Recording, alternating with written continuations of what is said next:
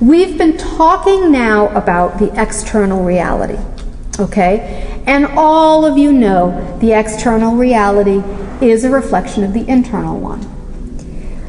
So in that case then, one of the most effective ways to work with this passage through the gate, if you will, is to work on the internal level first, and then watch as the work on the internal level begins to shift the external level.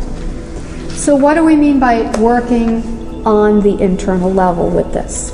Well, you all have heard the term as above, so below. So everything you see outwardly is a reflection of the inner landscape of consciousness.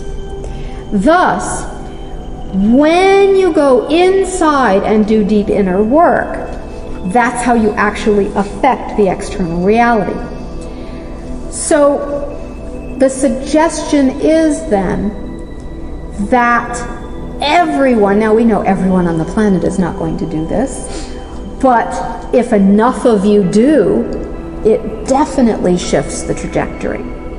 When you are doing your own inner work, that you look at the places where everyone has them. It doesn't matter how evolved you are, everyone has them. They're a function of the ego. Where the ego has put up a wall that does not allow you to introduce a new paradigm. Now, this is in some ways very hard to see within yourself, because the mind is the tool of the ego, and the mind is very adept at creating illusion.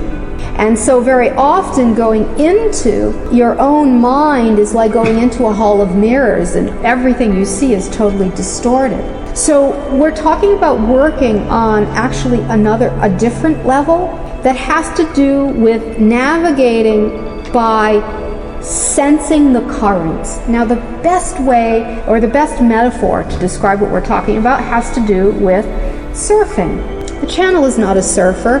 Probably most of you are not surfers, but your imagination can kind of sense what it might feel like when you catch that perfect wave, or when you're waiting for the wave and your mind is saying, you're never going to get a wave this big again. Take it. But your gut is saying, don't take it.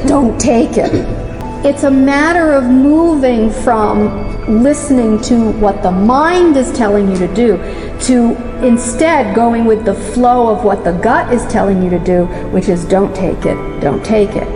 And then when the wave comes, that is the one the gut says take it. When you're riding it, you are in a flow. Now that's describe the dynamic we're talking about. Within yourself, when you're doing inner work, it's very, very similar.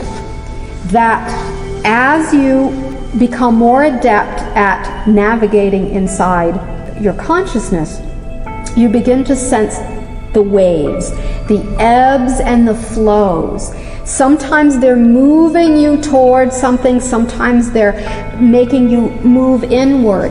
And any time that you resist what you are innately feeling in terms of flow, you all know, you get yourself in trouble, don't you? Yes.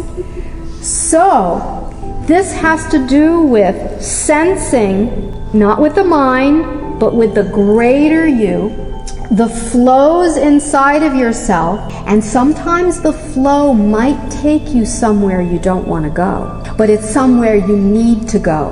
And in that case then, learning to override the mind that is screaming at you to stop, and instead letting go and letting the wave take you where it needs to go, where you need to go, even if it's not where you want to go. This is quantum navigation, and this is where the next step is for your species as you evolve as a species. So these gates that are set up then, whether they're test gates in society or test gates within yourself, they are always challenges that compel you to either stay stuck where you are or crash through that gate, sometimes with joy, sometimes with pain, but crash through that gate and get to another level. Now, obviously, the ego prefers joy over pain. However, from the universal point of view, joy and pain are equal. They are both markers, and they mark gates, if you will, through which you can pass and move to the next level of your inner navigation and your evolution. So right now on your planet then, there's a lot of gates in the external world, and we could point them out politically and environmentally and all of that, but we sense you get it, okay? Those gates are there for you to make a stand, in a sense. A stand of, can I be a heretic and follow the flow of the truth, or do I allow fear and the external pressure, or the, peer pressure, or political pressure, political correctness, whatever you want to call it, do I allow that to stop me from moving through the gate that I know I need to move through? And then, internally, it's the same. Now, it's much easier to see on the external level. It's much harder to see on the internal level, because the ego is a master at disguise, and it will do everything in its power to dissuade you from moving through the gate. But when you move from perceiving with the mind to perceiving with the being, you see through the illusion, and the gate thus becomes like a wisp of air, so to speak. But going back to that idea of pain and joy, the natural tendency is to rush toward joy and to retreat from pain. But we're going to give you the suggestion that you embrace both as equal. Now, you don't have to like it necessarily, but valuing it is, let's say, the entrance point.